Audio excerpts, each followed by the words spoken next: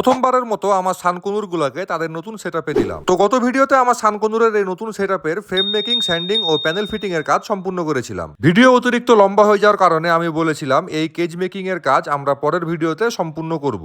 যেমন কথা তেমন কাজ, আমি সবার প্রথমে একটা পরিষ্কার কাপড় দিয়ে কেজটাকে ভালোভাবে মুছে নিই। যেহেতু সানকনুর গ্রিন ও ইয়েলো কালারের হয়, তাই তাদেরকে কালো কেজে রাখলে বেশ সুন্দর লাগবে। তাই আমি ডিসাইড করি যে এই কেজটাকে কালো কালারই করব। সবার প্রথমে আমি ভালোভাবে কালার মেক করে কেজটাকে কালার করা শুরু করি। সবার প্রথমে আমি কেজটাকে নিচে, উপরে এবং চারি সাইডে রোল দিয়ে ভালোভাবে কালার করে নিই। তারপর অবশিষ্ট অংশগুলোকে ব্রাশ দিয়ে ভালোভাবে ফিনিশিং দিই। যদিও বা আমি কোনো কালার মিস্ত্রি না, তারপরেও কেজটা বেশ ভালোই কালার হয়েছে। যেহেতু এখন ওয়েদার খারাপ, মাঝে মাঝে বৃষ্টি হচ্ছে, তাই আমি কেজটাকে ছাদের উপরে একটা পলিথিন দিয়ে ঢেকে দিই এবং একদিনের জন্য শুকাতে দিয়ে দিই। পরের দিন সকালবেলা পলিথিনটাকে হটিয়ে আমি বাথরুমে চলে আসি এবং ভাবি কেজটাকে কোথায় ফিটিং দিলে সব থেকে বেশি ভালো লাগবে। তারপর আমার চোখে পড়ে আমার যখন বাজরিকা পাখি ছিল, তখন আমি এই 16-20 সাইজের কেজগুলাতে বাজরিকা পাখি পুষতাম। কিন্তু এখন আমার কাছে বর্তমানে কোনো বাজরিকা পাখি না থাকার কারণে এই কেজগুলা ফাঁকাই পড়ে থাকে। তাই আমি আমার এই 16-20 কেজগুলাকে বারান্দায় শিফট করে দিই। তারপর আমি ছোট ভাইয়ের হেল্প নিয়ে আমার সানকনুরের কেজটাকে নিয়ে বাথরুমে চলে আসি। বাথরুমে কেজটাকে ভালোভাবে প্লেসমেন্ট করাতে আমার সানকনুর গুলা কেজ দেখে বেশ এক্সাইটেড মনে হচ্ছে। তারপর আমার বাসার ছাদে আগে থেকে সংরক্ষণ করা কিছু